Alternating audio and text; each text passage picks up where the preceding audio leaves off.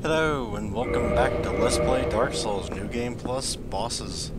Today we're going to take on Demon Firesage, and again we're using a mobility setup, this time with the crest shield though, not the grass crest shield. Demon Firesage actually worked me over quite a few times. He gave me more trouble than Ornstein Smoke this playthrough, but the reason why I'm saying you might want to use the crest shield is because the room itself is your enemy. Demon Firesage is somewhat a clone of the Stray Demon. The problem with the fight is the room. The room is too small in my opinion, but I guess that's part of the challenge, because he'll do what he did right here. He'll back himself into a corner, except that wasn't really a corner. Later in the fight he'll actually get deep in the corner and there's no way to get behind him. And the only way to really survive that shockwave is to use the crest shield. By New Game Plus, you should have the crest shield. If you don't have the crest shield, or you don't want to use it, you'd rather use the grass crest, you better hope he doesn't back himself into a corner and basically screw you over, because he can and will. Believe me, I know about that. He did it about 3 times before this. Moving past my resentment for Demon Firesage and his annoying backpedaling habits, I believe you can actually hit him with fire, as unlikely as that seems. I also believe bleed works, but to a diminished effect, so it will still do some damage, just not the full amount you're probably used to if you do use bleeding weapons. Like I said before, your main enemy is not the boss himself, it's the environment. This time it's because the environment's not really big enough for you to move around as you will. Just try not to get caught on any stray roots while you're trying to dodge. That can be a very big recipe for disaster.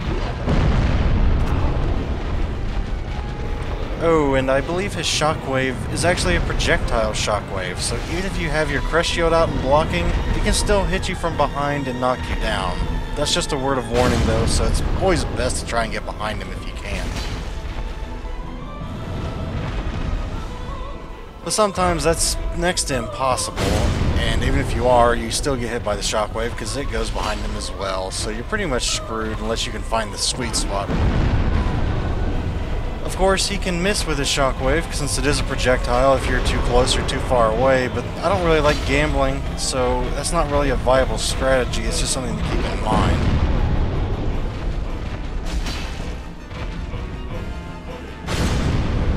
Of course, you can always get lucky and hope he stays in a loop like this, but most of the time he'll actually get smart and actually turn around, but hey, if you can get it to work, then by all means do it.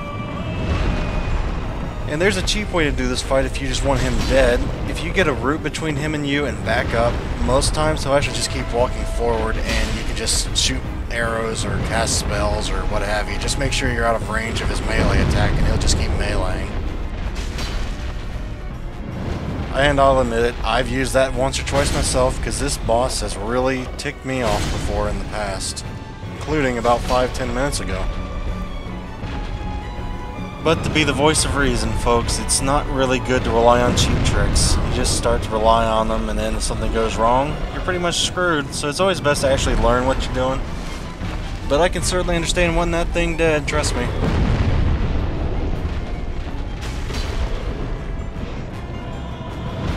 But to try to help a little bit, if he does back up into a wall, your only real chance is to try and get your back to the wall and hope he backsteps. So if he does that to you, try that. Maybe it'll help, maybe it won't. I can't find a strategy to help. Maybe somebody else does, but thank you guys, and goodbye everyone.